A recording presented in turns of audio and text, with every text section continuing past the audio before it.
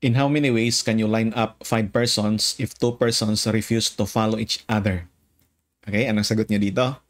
So, ganito lang tanong. Kung tawagin natin ang 5 persons, sila A, B, C, D, E. So, 5 persons yan. Tapos itong dalawa, ang gagawin, silang dalawa daw ay ayaw, itong si A and B, sabihin natin si A and B, ayaw sila mag-follow each other, or sa Tagalog, ayaw nila magkasunod dun sa pila. Ayun yun. Ang tanong, ilang paraan para hindi to sila magkasunod sa pila? So, madali lang actually. Ang pagbilang natin yan ay kukunin natin ang lahat ng paraan na magpila yung 5 persons without restrictions. Tapos tanggalin natin yung number of ways na doon sa pila, itong dalawa ay palaging magkasunod. So, yung lahat ng paraan minus palaging magkasunod ang dalawa sa pila, ang matira niyan class ay hindi na sila magkasunod sa pila. Yun yung gagawin natin. So, ang mangyari dito, minus tayo. Meron lang tayong 4 na slots para sa, parang 4 na objects doon sa pila kasi yung dalawa ayaw maghiwalay. So, ang mangyari dito, meron tayong 4 factorial. Okay? Pero ito ayaw, dito kasi hindi natin pinaghiwalay itong portion dito. Itong portion dito, hindi natin pinaghiwalay. Pero pwede naman sila mag-interchange. Di ba? Pwede sila magpalit ng position. That's why, pwede natin, i-multiply pa natin to ng 2 factorial. That is the answer. Actually, this is 72. 72. Yun yung sagot. I-check lang natin. We have this 5 factorial. Saan yung factorial ko dito? Tapos minus 4 factorial times 2 factorial. Okay? Tama? 72 tayo. Uulitin ko yung solution natin ha.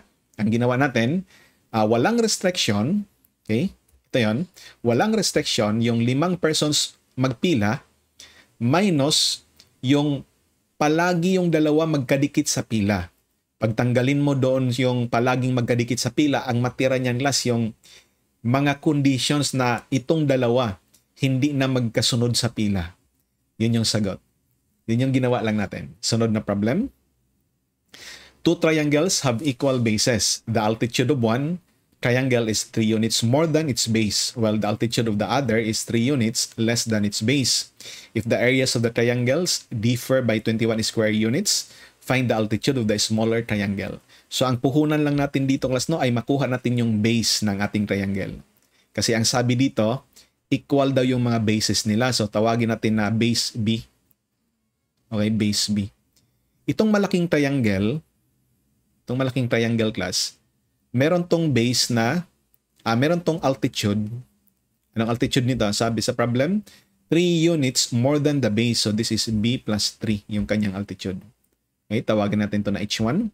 How about yung smaller triangle? Pareho sila ng base. So, base B ito. Base B pa rin. Pero yung altitude nito, let us call this H2. Ang altitude actually nito ay 3 units less than the base. Okay? Mas mali ito. Tapos, binigay ang difference ng kanilang mga lengths. So, kung isulat na natin yan, ang malaki minus maliit, that is 21 square units. So, ang ating area is 1/2 base times the altitude. Ito yung malaki, B plus 3. Tama na? Minus 1/2 base times B minus 3. Ito yung mas maliit. Ang difference nila, 21 square units. Ang tanong, what is the value of B? So, cross-multiply both sides. Ang 2, i-cross-multiply natin both sides. Magiging B squared na lang to. B squared minus plus 3 pala. Plus 3B.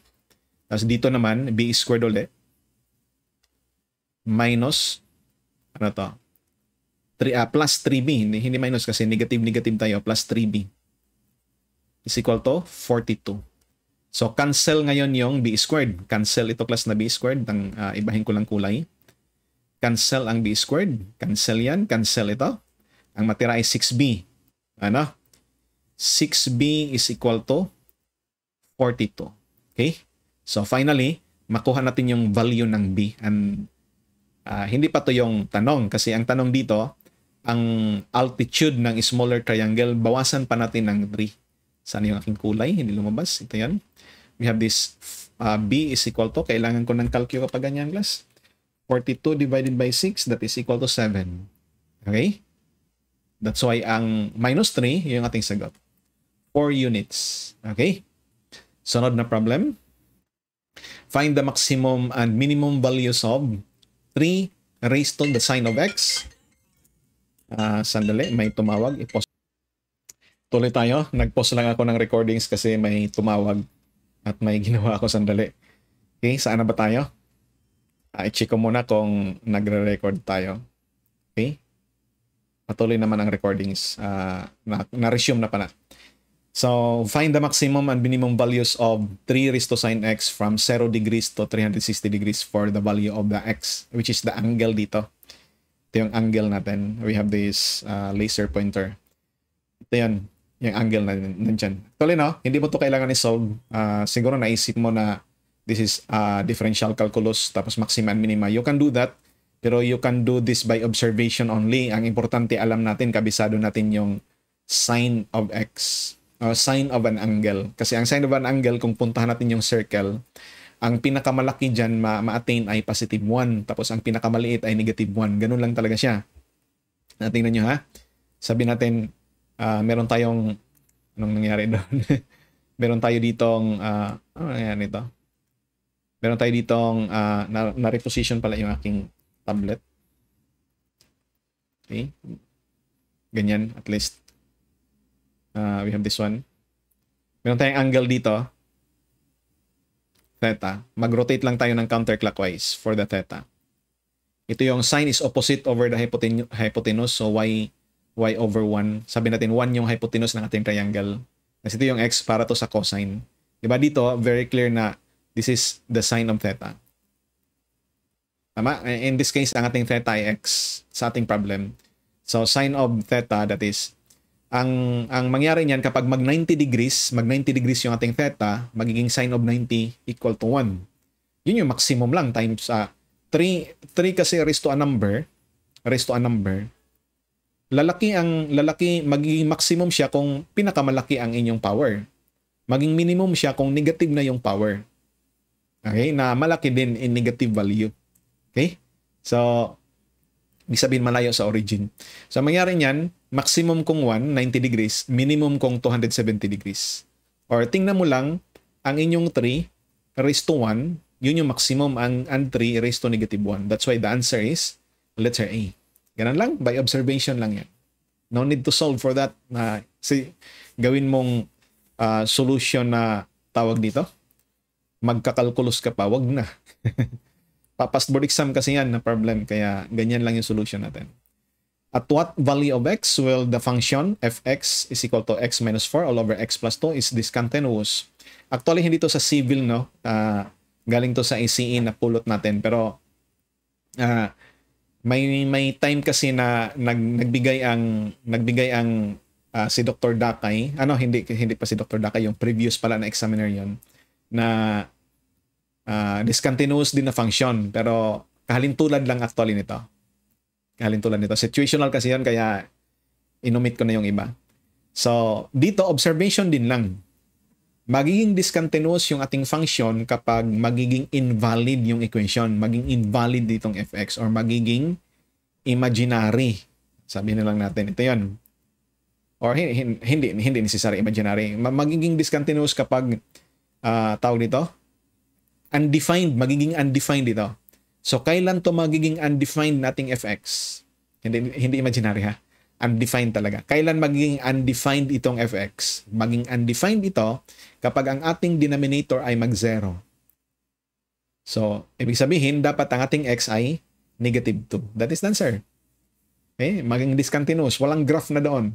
When x is equal to, sa point when x is equal to negative 2. Ayun silang. That is the answer. Sunod na problem. Given the digits 0, 1, 2, 3, 4, and 5, how many 3-digit numbers can be made from the given digits if repetition of digit is not allowed? So, walang restriction dito, class, kahit anong numero, basta hindi lang mag-repeat yung mga digits. Yun lang yung kailangan mong i-satisfy.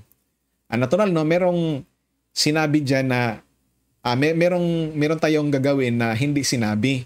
Dapat actually yung ating 3-digit number, hindi mag-umpisa sa 0. Kasi yung 0, 1, 2, hindi yon 12 lang yon, hindi yon 3-digit number. Okay? So, ganito ang pag-solve natin. Pinaka-the best nito ay yung slot method. Tingnan natin ha, mag-pen ako. Palitan ko ng kulay. And this green. Ang ating n ay equal to isa, dalawa, tatlo. Ito yung ating mga slot para sa ating mga digits. Ito yung hundreds digit dito. The hundreds digit, the tens digit, the units digit. Ang bibilangin lang natin dito, ilan ang available sa bawat slot. Okay? So, dapat hindi tayo mag-umpisa sa 0. So, ang available lang para sa atin ay ito. Meron lang tayong 5. 1, 2, 3, 4, 5. 5 digits lang ang available para sa tens digit. So, 5 lang dito. Okay? I-multiply natin. Nabawasan natin na tayo ng isa. Take note na repetition of digit is not allowed. Ibig sabihin, ang digit na nagamit na dito, hindi na natin pwede i-repeat dito. Okay? Repetition of digit is not allowed. So, nabawasan ng isa sa kanilang 5, mapunta dito. Hindi si 5, hindi sinisari na si 5, ha? Isa sa kanilang 5, mapunta dyan. Sabihin natin si 1 ang mapunta dito. Ang matira na lang si 0, 2, 3, 4, 5. Take note na pwede na dito si 0 at saka dito. Wala na actually restriction pa mangyari. So, ibig sabihin, ang available para dito ay 5 uli kasi kasali na dyan si 0. Okay? Dito, nabawasan ulit tayo ng isa pa. Ang natira sa atin ay ilan lang? 4 na lang. 3 na lang. 5 to, 5. Hindi to 5. Hindi to 4. Dito, kasi kasali na si 0. Okay? Dito 4. Ulitin ko ha kasi nasulat ko 3. Ang mangyari kasi dito ay kung hindi nakasali si 1, sabi natin napunta mag-laser pointer ko. Sabi natin napunta dito si 1. So wala na tong 1. So ang pagpipilian na lang natin para sa tens digit ay 0, ito 1, 2, 3, 4, 5, 5 na lang, 5. Kung bibilangin mo, hindi kasali sa 1. 1, 2, 3, 4, 5. Okay? Nabawasan ulit ng isa. Kahit alin doon. So, 4 ka natin. So, yun yung sagot natin. So, the answer is 100. 100 yung sagot. Next. The numbers are even and repetition of digit is not allowed. Okay? Dapat mag-end tayo sa numerong what? Mag-end tayo dapat sa 0, sa 2, at saka sa 4 para even. Now, ang problema nito sa 0 kasi magdadala siya ng complication. Kung isalin natin pagbilang yung mga even numbers na nag-end sa 0 at saka nag-end sa 2 and 4. Kasi itong si 0, meron siyang sariling restriction na hindi binanggit sa problem. Dapat kasi ang ating 3-digit number hindi mag-umpisa sa 0. Di ba? So, ganun yan. So, ang gagawin natin, i-separate natin pagbilang yung mga even numbers na nag-end sa 0. So, bali dalawang bilangan ang mangyari dito. Mga even numbers na nag-end sa 0. So, isa lang dito, class. Ang mag-position dyan ay si 0 only. Okay, 0 only. Walang ibang pwedeng mag-occupy sa slot na yan. Si 0 lang. Okay? So, the rest, natira, meron pa tayong 5. So, 5 dito ang pupwede, ang available. Take note na isa lang mag-occupy dyan para sa slot method. Ang binibilang lang natin ay ilan yung available. So, dito 4. So, meron tayong 20. Pero hindi pa tayo tapos pagbilang. Para lang to sa mga even numbers na nag-end sa 0. So, mag-add pa tayo. How about yung mga even numbers na nag-end sa 2 and 4? So, dito, 2 and 4 only. 2 and 4. Sila lang dyan ang pwede. Pwede si 2, pwede si 4. Okay? So, dalawa ang available para dito. I think the appropriate na word ay or kasi hindi naman sila magsabay. Or 4 only. So, pwede si 2 or pwede. Ang bibilangin kasi natin dito ay ilan yung available. So, pwede si 2 or si 4. So, dalawa ang available para dito. Okay? Nabawasan na tayo ng... Take note na hindi po pwede dito si 0. So, wala si 0 dito. Not 0. So, hindi kasali si 0 dyan. So, nabawasan na tayo ng isa sa kanilang dalawa, si 2 or si 4 na punta dito. Ibig sabihin, meron pa tayong natira na 5 uli kasi kasali si 0. Pero pagdating natin dito na portion, hindi po pwede dito si 0. So, ibig sabihin, 4 lang ang pupwede dito kasi hindi kasali si 0. Dito, 4 uli. Kasi nabawasan ng 2 yung 6. Yun yung sagot natin. Okay, 20 plus 32. Tama? 20 plus 32, that is equal to 52. Nag-calculate talaga ako. 52, that is the answer. Sunod. We have this, ano yun? Okay. The numbers are odd. Repetition of digit is not allowed. Okay, the numbers are odd. Actually, madali lang to natin masolve kapag confident tayo sa unang dalawa natin na sinolve class. Ang gagawin lang natin dito, ang ating n ay total na bilang, okay? Total na bilang minus even. Yun yung sagot. 'Di ba? Na-solve na natin yung total na bilang. Ilan yung total na bilang? Tingnan natin doon sa previous natin na page sa ating solution. Ang total na bilang natin ay ilan to? 100. 100 no ang total na bilang. Tapos i-subtract natin yung mga even 52. So yun yung sagot. 48 yung sagot. 48 ang sagot dito. That is the answer. So 100 minus 52. This is equal to 48. How about kung gusto ka na independent lang siya sa bilang na ginawa natin? So ang gagawin lang natin is independent siya sa parts 1 and 2. Parts A and B. Itong part C. So ang gagawin lang natin ganito lang. Tulad ng ginawa natin sa pag-solve ng mga even, dapat mag-end lang tayo sa 1, sa 3, at saka sa 5.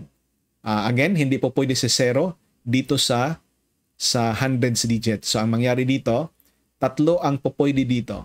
Tatlo, si 1 or 3 or 5 only. Okay, so tatlo dyan, si 1, si 3, or si 5. Isa sa kanilang tatlo mapunta dito sa slot na ito. And then, ang 6, nabawasan na tayo ng isa. Take note na 6 to sila lahat. 6 to sila lahat. Bilangin lang natin. 1, 2, 3, 4, 5, 6. 6 yan. Nabawasan tayo ng isa. So, meron tayong 5. Sa 5 yun, nandoon si 0. Sa 5 yun, class. So, ang mangyari dito, hindi kasali si 0 dito. Okay? Hindi kasali si 0. Not 0. Okay? Not 0. Ibig sabihin, 4 lang po pwede dito. Nabawasan tayo ng 2, yung 6. Isa napunta dito sa portion dito, ang isa napunta dito. So, ang matira dito ay 4 ulit. 4 yung available. So, 4. Ayun yun. 48 din yan, class. That is 16 times 3. 48. That is the answer. Check ko lang para sure. 16 times 3. Boom. 48 talaga. Okay? That's it. Stop recording.